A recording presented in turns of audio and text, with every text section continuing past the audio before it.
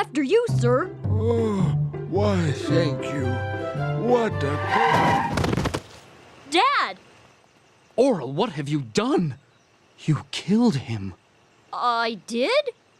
Oh, hooray! I did it! A show which is arguably one of the best Adult Swim has to offer has recently been enjoying a surge in cult fandom since its completion in 2008. I didn't see it when it aired, and I hadn't even heard of the show until a couple of months ago. YouTube had been putting this in my recommended for over a year, and a couple of months ago I finally clicked on it.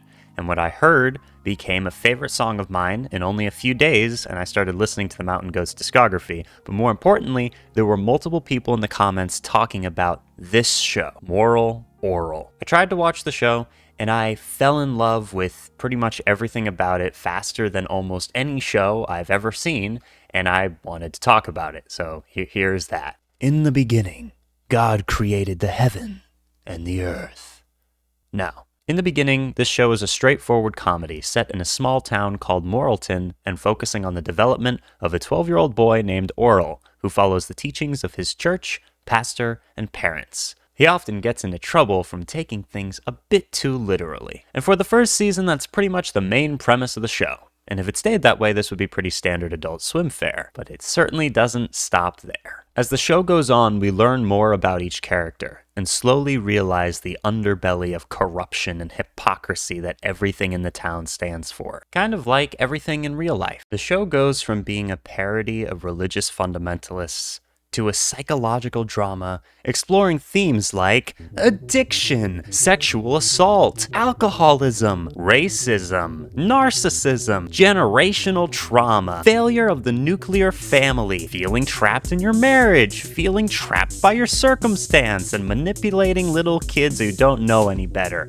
And if you act now, you can collect all the darkest plot lines for just $19.99. But I'm getting ahead of myself. The most important character trait of Orel is a very simple one. He is innocent, and he actively tries to be a good person. He doesn't use religion as a mask to cover his flaws. He actually is a relatively uncorrupted person, and his existence is what drives the character arcs of everyone around him, and his inherent goodness is what drives the plot forward. He will hear a sermon and try to live by his interpretation of the lessons taught, which mostly ends in disaster and makes some statement on the duplicity of many teachings of the church. By the conclusion of each episode, his father tries to correct his behavior by beating him with a belt and giving him a new interpretation of the lesson. Take, for example, episode 6, Omnipresence. Orel accidentally hurts himself with a can of cleaner and tells his mother he hates the can. His mom chastises him, saying that he cannot hate the cleaning supplies because God is in them. She then explains that God is in everything.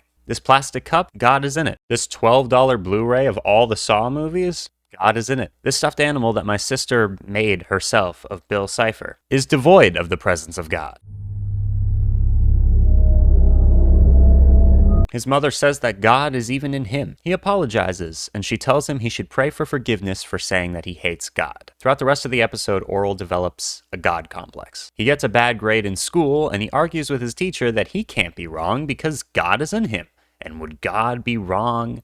He excuses himself from school and goes to a lake to try walking on water. Before he can, he witnesses an attempted suicide, and he calls the police to arrest the man because suicide is a crime. Multiple coincidences give Orel faith in his abilities to save people, so he visits an elderly lady on life support and tries to miraculously heal her. She tells him that the only way to help her is to pull a nearby plug, which he happily does. He pulls the plug on the life support system, keeping this lady alive. A nurse catches him and he is sent home to his father, who beats him, then explains that only God and the government can decide who lives and who dies. Orel doesn't have enough of the Lord inside him to justify encroaching on their domain. Orel is then confused as to why God would keep the elderly woman alive, but his dad says that suffering is a key part of God's plan, and he must have kept her alive for a reason. Orel's dad then tells him to never be the judge and the jury of someone else's life ever again. Only the judge. Because good Christians know it's their God-given ability to judge everyone around them all of the time. A running gag throughout the show is that Orel's dad's pants fall down when he stands up from his chair because he's taken his belt off to hit Orel. This is not that important, I just think it's funny. Throughout the first season, the series' primary characters are introduced and various subplots are established, such as Orel's father being a closeted bisexual in love with Orel's gym teacher, and Orel's mother being an unhappily married housewife. The last few episodes of the season get significantly darker, culminating in a finale where the parents nearly get divorced on Christmas. Orel stands in the cold with 4 minutes of Christmas left and prays. He tells God he still has faith in him and keeps his head bowed and a smile on his face as the camera pulls back. This bleak ending is only the start of something truly powerful. At least to me, it is. Now the second season, oh boy. Second season leaves the original format behind and starts going even more off the rails, while also building on the secondary plot lines introduced in season 1. We get to see character development from everyone, and Orel becomes less of the primary focus and more of a witness as the series progresses. His blind faith is tested as the people he looks up to fall short time and time again until the season finale. What a season finale it is. I want this video to convert people into fans of the show, so I will try, even though it's super hard, to refrain from spoiling too much. I'll probably make more videos about the show in the future, and I'll spoil whatever I want in those. But for now, we're keeping things fresh. For now, we're eating before the Best Buy date. Get it? 'Cause food expires. The finale is heartbreaking and eye-opening, as Orel is finally shown point blank that the people he trusts to teach him everything about the world don't have his best interests at heart. When it comes to the world around them, they are selfish, short-minded, and arrogant. Nothing is as it seems to be. The third and final season of the show sheds more light on the characters other than Orel, and gives us a lot of hard-hitting emotional backstory and terrifying displays of the dangers of complete religious fanaticism. A lot of the episodes take place before the events of the season 2 finale, which was a little confusing at first, but I got used to it. Very proud of myself for that. If there was one issue with this show, and this is not even the creator's fault, it's the last season. While it somehow manages to cram a satisfying ending into 13 measly episodes, it still suffers from Adult Swim's decision to rush production and then cancel the show. What makes Moral Orel stand out among its counterparts was its willingness to go further. While shows like Rick and Morty might have tons of technically darker jokes, they're generally played as jokes and nothing more. Moral Orel made me laugh and cry just by being real. The show gets bleak and sad and messed up, and it allows itself to do that without trying to blunt the knife. Now, I don't know how this opinion's gonna go over, but let me preface by saying I love Adult Swim. I think they push boundaries and have made some of the coolest shows of all time, and they've done a lot to legitimize animation as an art form that's not just for kids. That being said, I really think Adult Swim dropped the ball when it came to Orel. Here's just some basic information off of Wikipedia.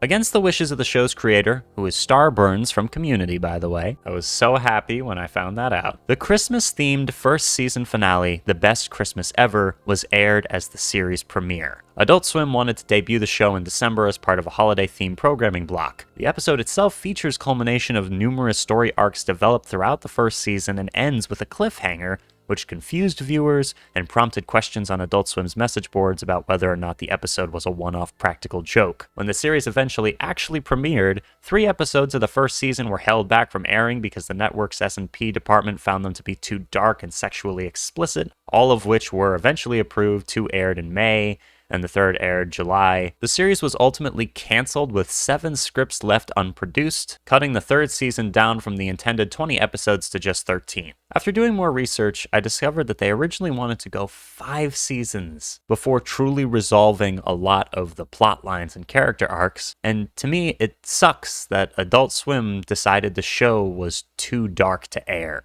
Maybe they got complaints, or maybe it wasn't drawing in enough viewers, I have no idea. All I know is that I'm left wanting the show to be continued. I've never felt so strongly that a show was cut too soon than this one, and it's tragic. Like, at least BoJack was able to end the season early with grace and dignity. Moral Orel had the most dark, brutal, and yet still hopeful looks at modern-day religion that I've ever witnessed, and we need it to come back. Really quick, if you like analysis or commentary-style videos about fun or weird media, consider subscribing. You know, it's a fair trade-off. I get 1 subscriber, you get some fun videos. You know, everybody wins. I want to hit 20,000 subscribers by New Year. I don't know if that's possible, but hey, a guy can dream, right? Anyways, this next bit is kind of overly personal, but I think it's relevant, so I don't care. This show was, for me, very relatable and very cathartic. I was raised religious by creationists, and I could probably talk about the accuracy of this show for the 40 days and nights that the waters rose upon the face of the earth. So many little things are said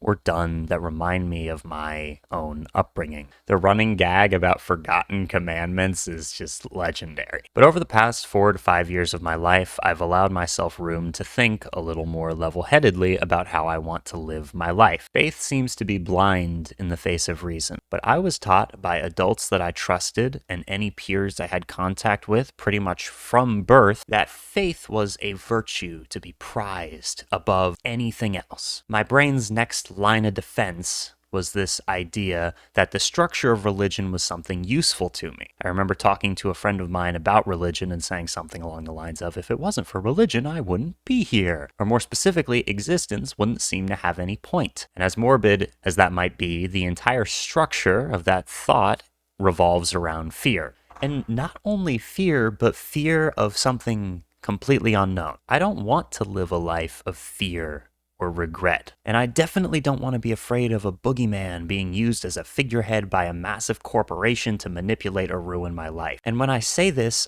I don't mean God, I don't mean the Bible, I don't mean truly religious people. I mean people who take advantage of others using Christianity as a tool, or any dated philosophy that teaches hatred of any kind. But there are a lot more nuances to the concepts of Christianity than there's an invisible man living in the sky who watches over everything you do every minute, every second of every day. And the invisible man has a special list of 10 things he does not want you to do. And if you do any of these 10 things, he has a special place full of fire and burning and torture where he'll send you to burn and cry. But he loves you. He loves you and he needs money. It seems like most comedy shows that take shots at Christianity do so in an incomplete way, which is fine. It's often, hilarious. I have no issue with that. But this is the first comedy show that I've seen that seems realistic and takes its subject matter relatively seriously. The writers know exactly what they're talking about, and the problem isn't necessarily religion itself. Don't get me wrong, there are plenty of things wrong with religion too, but the real issue here are people who use religion to mask their own flaws and insecurities and project onto and judge other people. There is still a level of respect and understanding towards those like Orel who are genuine in their relationship with God and actually follow what Jesus or Yeshua taught. Things like don't judge people and love your neighbor and, stuff like that. The characters in this show start off as comedic, over-the-top satire pieces, but by the end, every single one of them feels real. I was incredibly sad finishing the show, and I've been wanting to talk about it for some time now, but I was afraid to, because pretty much everyone I know in real life is fairly religious, and I know some of them have seen my videos before, but lately I've been trying to stop worrying so much and just be myself in the content that I create and make things about stuff that I enjoy. And this is just another step in that direction. My point being, if anyone's watching this and listening to what I have to say, thank you. I appreciate it. If you also felt like this show on some level understood you and validated your life, let me know. Leave a comment if you want, or whatever. Send me a message on social media if you want. I could talk about this show for hours, so 1 like on this video equals 1 more person who joins the best ever death metal band out of 10. I'm going to try a slightly bigger like goal than usual because I believe in myself. If this video gets to 1,000 likes, I'll make another video about Moral Orel. I kind of want to either do a character analysis of the Reverend or an episode breakdown of the season 2 finale, Nature. I don't know, we'll figure it out. Regardless, thanks for watching, have a great day. I haven't looked at the sun for so long, I'd forgotten how much it hurt to. I haven't picked up the phone in so long, I'd forgotten how much it hurt to. People hear bang on the walls late at night.